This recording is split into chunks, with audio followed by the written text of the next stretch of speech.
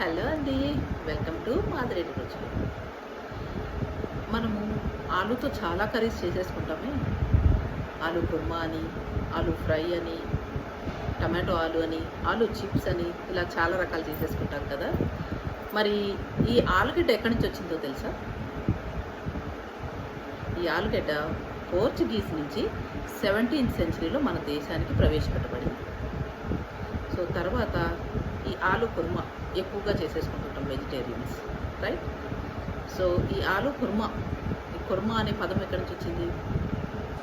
ఇది పర్షియన్స్ వాడేవారు. కుర్మా అంటే మసాలా గ్రేవీ అని అర్థం.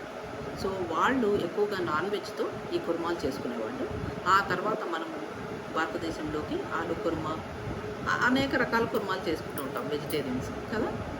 సో ఈరోజు మనం చక్కటి ఆలూ కుర్మా ఎలా చేయాలో చూసేసుకుందాం.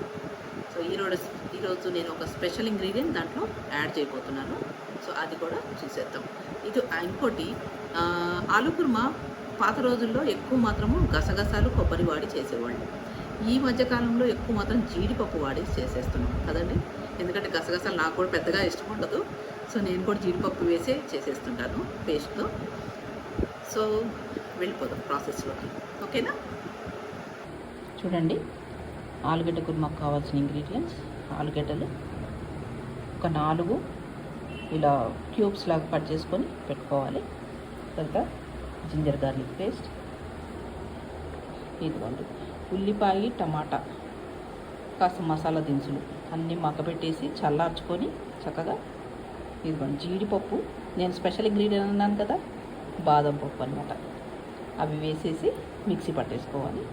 తర్వాత కావాల్సిన సాల్ట్, పసుపు, కారము, ధనియా పౌడరు, గరం మసాలా. ఇంకొకటి వచ్చి స్పెషల్ ఇంగ్రీడియంట్ కసూరి మేతి. ఇది లాస్ట్లో వేసుకుంటే చాలా బాగుంటుంది. సో ఫస్ట్ మనం మిక్సీ పట్టేసుకుందాం.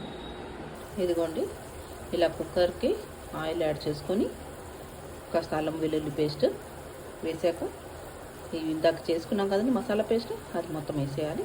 ఆ తర్వాత పసుపు, కారం, ధనియా పౌడర్, గరం మసాలా వేసేసి కాసేపు మగ్గనిద్దాము.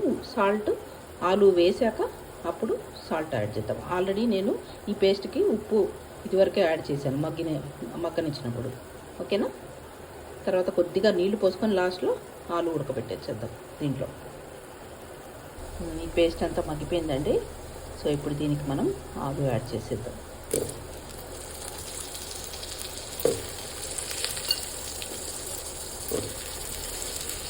ఇప్పుడు ఆలుకి సరిపడా సాల్ట్ కొద్దిగా యాడ్ చేద్దాం. ఆల్రెడీ చెప్పాను కదా ఇందాక పేస్ట్కి యాడ్ చేసేసానని సాల్ట్. సో దీనికి సరిపడా ఉప్పు వేసేసుకుందాం. సో కాస్త నీళ్లు పోసేసి ఒక 2 విజిల్స్ రానిచ్చామంటే ఆలూ కుర్మా రెడీ అయిపోయిందండి మన ఆలూ కుర్మా. సో లాస్ట్లో కసూరి మేతి చల్లేసుకుందాం. అందరు కొత్తిమీర చల్లుతారు, నేను మాత్రం అప్పుడప్పుడు కసూరి మేతి చల్లుతుంటా. కొత్తిమీర కూడా వాడతాను బాగా. సో ఇది కూడా స్పెషల్గా ఉంటుంది కసూరి మేతి చల్లితే.